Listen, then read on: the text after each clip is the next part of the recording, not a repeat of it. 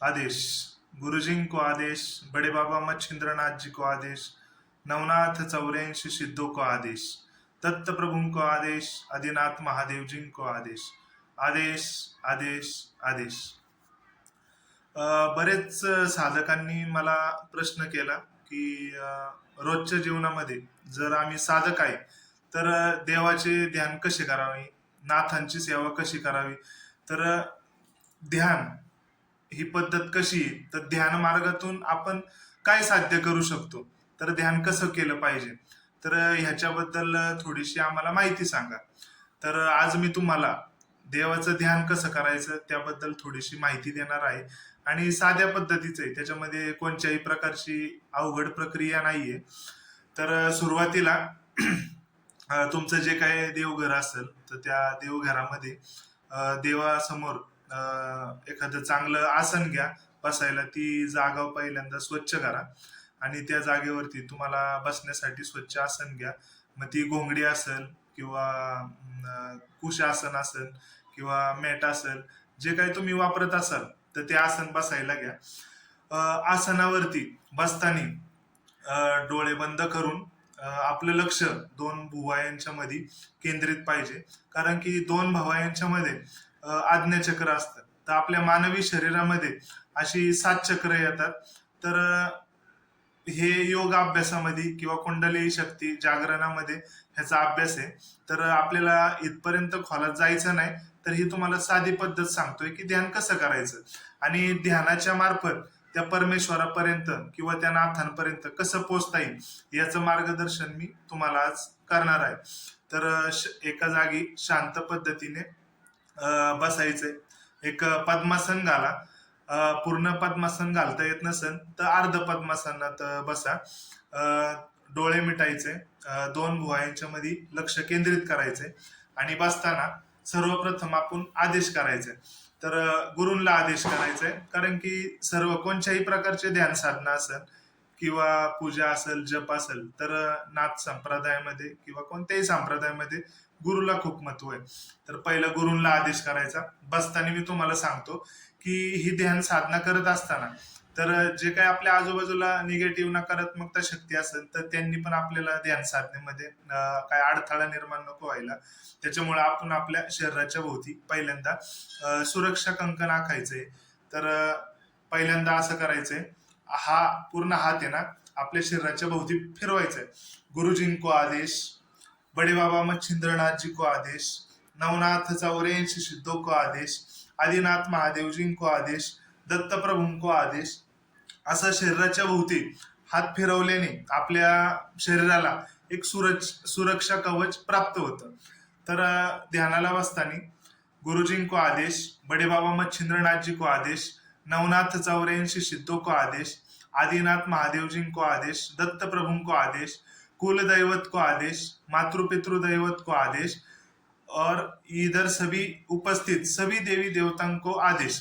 असं सर्व देवी देवतांना आदेश करायचा व ध्यानाला बसताना दोन भुवयांच्या मध्ये लक्ष केंद्रित करून जे काही आपलं आराध्य दैवत असेल, तर आता माझं आराध्य दैवत मच्छिंद्रनाथ आहे, तर मी तुम्हाला माझी पद्धत सांगतो. आता हे सर्व देवी देवतांना, नाथांना, दत्तप्रभूंना, गुरूंना आव्हान करून आदेश करून, तर आता मी मच्छिंद्रनाथांना आव्हान करतोय.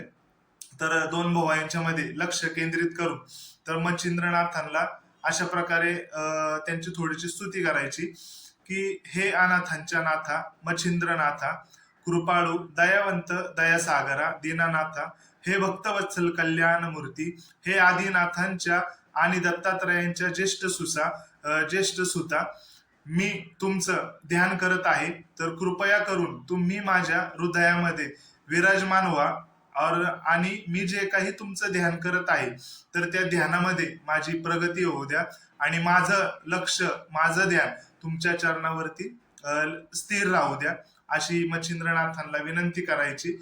आणि आपलं जे आज्ञाचक्र आहे दोन भावांच्या मध्ये, ते ह्याच्यावरती लक्ष केंद्रित करा आतमधून. आता जे नवीन साधक आहे तर त्यांना सुरुवातीला त्रास होईल, कारण की त्यांचं डोकं दुखायला चालू होईल, लगेच लक्ष काही केंद्रित होणार नाही.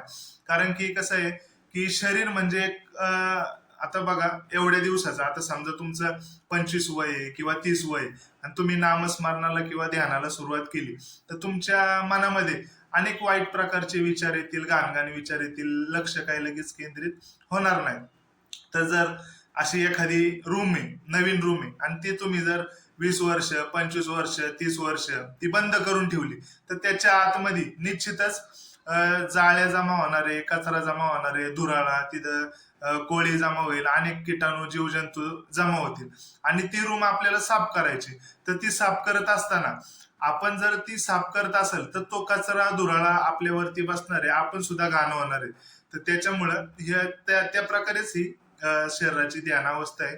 जर आपण सुरुवातीला ध्यान करतोय, तर ह्या शरीरामध्ये, डोक्यामध्ये अनेक घाण विचार येतील आणि आपलं लक्ष केंद्रित नाही होणार.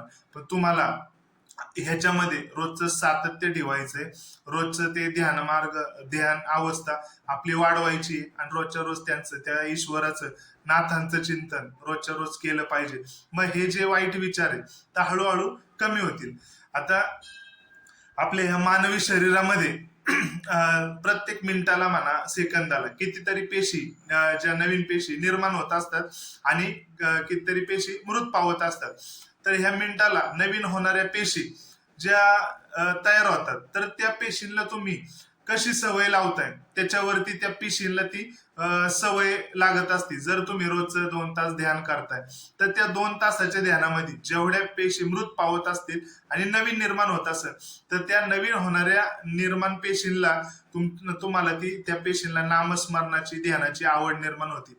आणि ह्याचं तुमचं जर रोजचं सातत्य असेल, आणि जर तुम्ही म्हणजे 2 तासाचं ध्यान तर करताय, पण काही काम करत असताना कामावरती, तरी पण तुमचं ईश्वराचं चिंतन, नाथांचं चिंतन चालूच आहे, तर तुमच्या पूर्ण शरीराला त्या नामस्मरणाची, ध्यानाची किंवा चिंतनाची सवय लागून जाते, आणि मग त्याच्यानंतर तुम्हाला कोणत्याही प्रकारचं अवघड वाटत नाही. ते ध्यान आहे ते एकदम सोप्या पद्धतीने वाटायला चालू होतं. तर ही रोजची ध्यान तुम्ही ईश्वराचं, बाबांचं किंवा नाथांचं केलं पाहिजे. आणि रोजचं जर कालावधी वाढवला, तर थोडंसं ध्यान करून करून रोजचं, आता हे ध्यान करत असताना तुम्हाला काही लगेच 2-3 वर्षात काही लगेच साक्षात्कार किंवा दृष्टांत घडणार नाही. तर कसं आहे की पहिल्यांदा आता हे आपण ध्यान, नामस्मरण करतो, तर ह्या ध्यानाने आणि नामस्मरणाने आपण जे काही पहिलं पूर्वकर्मामध्ये आपल्याकडून पूर्वजन्मामध्ये जे काही आपल्याकडून पाप कर्म घडलेले असतील, तर त्या पापांचा नाश होण्यासाठी, चालू जीवनामध्ये आपल्याकडून पाप काही घडत असतात, तर त्यांचा नाश होण्यासाठी पहिलं हे खर्च पडत असतं. आपण जे काही नामस्मरण करण, तर पहिलं ह्याच्यातून आपण केलेली जे पाप कर्म आहे, तर त्याचा नाश, जसं आपण म्हणतो, नाम घेता श्री हरीचे, पर्वत जळतील पापांचे. जर सुरुवातीला आपण जे काही नामस्मरण करतो, तर ते आपण केलेल्या कर्मांचे, जे काही वाईट कर्म आहे, तर त्याचा नाश होण्यासाठी पहिल्यांदा याचा उपयोग होतो. नंतरून नामस्मरण करून पाप संपले, तर आपलं ज्यावेळेस संचित पुण्य संचय ज्यावेळेस वाढेल, पाप कमी होईल आणि पुण्याचा संचय वाढेल, त्याच्यानंतर तुम्हाला बाबांचा दृष्टांत म्हणा, साक्षात्कार म्हणा, किंवा त्यांच्या काही जे काही ते काही दैवी संकेत स्वप्नावस्थेमध्ये अशा पद्धतीने तुम्हाला मिळत राहतात, आणि मग त्या ध्यानाचा अजूनच फायदा वाढत जातो. तर आता कसं आहे की नाथ संप्रदायामध्ये किंवा कोणत्याही संप्रदायामध्ये एक 12 वर्षाचं तप असतं. तर हे 12 वर्षाचं जर तुम्ही सातत्य ठेवलं, रोजचं जर तुम्ही 3 तासाची साधना करताय, तर या निश्चितच या 12 वर्षाच्या साधनेमध्ये तुम्हाला ईश्वराचा साक्षात्कार झाल्याशिवाय राहणार नाही. पण हा साक्षात्कार होण्यासाठी तुम्हाला गुरुची अत्यंत आवश्यकता आहे. तर तुमच्या एखाद्या जवळपास कुठं असतील, तर एखाद्या ठिकाणी चांगले गुरुवर्य बघा, त्यांना त्या ध्यानावस्थेबद्दल किंवा योग मार्गातली माहिती पाहिजे, त्या संप्रदायातली माहिती पाहिजे, त्यांनाही परमेश्वराची प्राप्ती झालेली पाहिजे. म्हणजे ते आपल्याला किंवा आपण जे काही साधक आहे, तर त्यांना ते सुद्धा त्या परमेश्वरापर्यंत पोहोचवण्याचं कार्य ते करतील. योग्य गुरुच्या सानिध्यात राहून आणि त्यांच्या मार्गदर्शनाखाली जर तुम्ही ध्यान केलं, नामस्मरण, चिंतन केलं, तर निश्चितच तुम्हाला परमेश्वर प्राप्त झाल्याशिवाय राहणार नाही. त्यामुळे चांगले गुरुवर्य बघा, त्यांचा शोध घ्या, त्यांच्या मार्गदर्शनाखाली हे नाथांचं नामस्मरण करा, ध्यान करा. ते ध्यान पद्धती तुम्हाला शिकवतील कशा प्रकारचं ध्यान केलं पाहिजे, आणि त्या ध्यानावस्थेत येऊन तुम्हाला परमेश्वराची प्राप्ती कशी होईल. तर हे तुम्ही रोजच्या रोज ध्यान करू शकता. ध्यान करून परमेश्वराला प्राप्त करून परमेश्वराला प्राप्त करून घेऊ शकता. धन्यवाद. जे कोण नाथ संप्रदायाचे साधक असतील, म्हणजे ज्यांना नवनाथांविषयी आवड असेल, तर त्यांनी ध्यान करताना ओम चैतन्य मच्छिंद्रनाथाय नमा, तर हा बडे बाबा मच्छिंद्रनाथांचा सर्वात प्रभावशाली व शक्तिशाली मंत्र आहे. तर ह्या मंत्र जापाने तुमच्या शरीराच्या भोवती जास्तीत जास्त आणि शरीरामध्ये ऊर्जा संकलित होऊ शकते. आणि ह्या बडे बाबा मच्छिंद्रनाथांच्या जो काही मंत्र आहे ओम चैतन्य मच्छिंद्रनाथाय नमा, तर आपल्यावरती जी काही नकारात्मकता शक्ती आहे किंवा ध्यानावस्थेमध्ये प्रगती होण्यासाठी आणि आपलं कल्याण होण्यासाठी आणि त्या परमेश्वरापर्यंत म्हणजे मच्छिंद्रनाथांपर्यंत पोहोचण्यासाठी निश्चितच आपल्याला त्याचा फायदा होईल.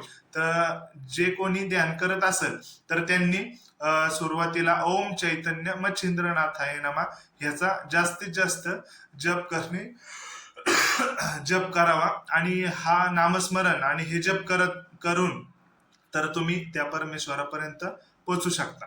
धन्यवाद. अलख निरंजन आदेश. मायारूपी दादा गुरु बडे बाबा मच्छिंद्रनाथ महाराज की जय. मायारूपी दादा गुरु बडे बाबा मच्छिंद्रनाथ महाराज की जय. मायारूपी दादा गुरु बडे बाबा मच्छिंद्रनाथ महाराज की जय. अलख निरंजन आदेश आदेश आदेश.